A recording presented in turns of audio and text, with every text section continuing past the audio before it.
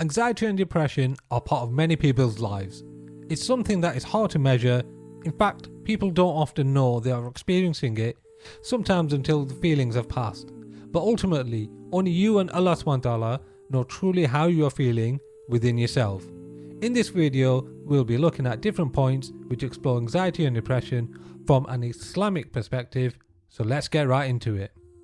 Number 1. Allah SWT loves those who He tests. Yes, that's right. It might be difficult to comprehend, but Allah SWT tests those the most whom He loves. It might be difficult to get your head around this thought, but you need to remember that Allah Ta'ala bestowed hardships on many or most of the prophets that are mentioned in the Holy Quran. For example, Prophet Ibrahim alayhi was tested with a request to sacrifice his son. Prophet Ayyub alayhi with years of health issues, and Prophet Yusuf alayhi with multiple tests, including being thrown down the well. After each hardship, there is a lesson to be learned. For instance, with the example of Prophet Ayyub alayhi we learn that patience or sabr is absolutely vital. In the Holy Quran, chapter 29, verse number 2, Allah SWT says, "Do people think they will be left alone after saying, 'We believe,' without being put to the test?" As humans, we should remember, the greater the test we pass, the bigger the reward will be. So never forget, everything is a test from Allah SWT. In the Holy Quran, chapter 2, verse 286, Allah SWT says, "God does not burden any soul with more than it can bear." Number 2. The shaitan can play a role in affecting your mood. It is a misconception that the shaitan is a fallen angel. You see, angels have been created by Allah SWT to be obedient beings. They have specific roles and do not disobey the command of Allah SWT. If you have ever heard of angels questioning Allah SWT, this is wrong. Angels are inquisitive beings, but they are not disobedient. Shaitan, on the other hand, is not an angel. In fact, he is a jinn made from fire. When Shaitan disobeyed Allah's commands, he was told he would be sent to the pits of hell.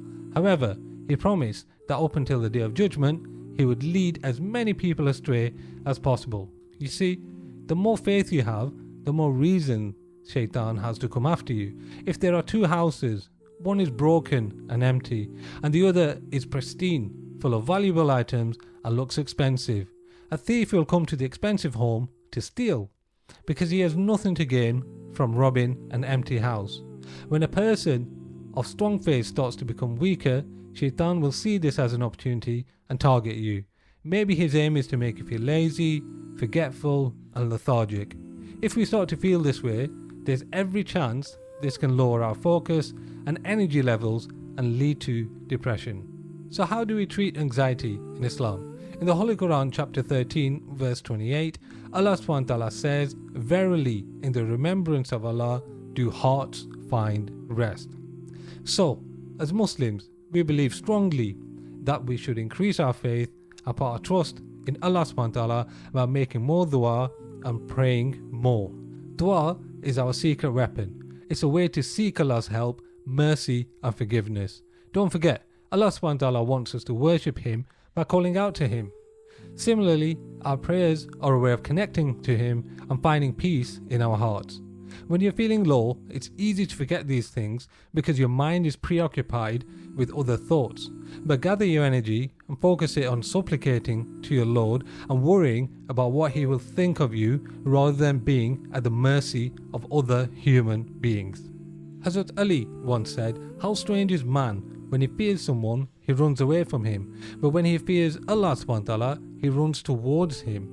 In any case, run towards Allah SWT and focus and align your energy towards Him and not just on this life. Prophet Isa alayhi once said, "This life is like a bridge. Cross it, but do not build on it." Meaning, this life is short and temporary. So worry about the afterlife and pleasing Allah SWT rather than this superficial life. Everything is temporary in this life. Our feelings, thoughts, the things we own, even our life. We appreciate the points in this video might not be relevant to you directly, because everyone's issues, anxiety, depression, etc. are different. But if you take one thing away from this video, remember that the more you remember Allah subhanahu wa ta'ala, the more He remembers you. And the more He remembers you, the less you have to worry. If you like this video, please like and subscribe. And until the next time we meet, Allah Hafiz.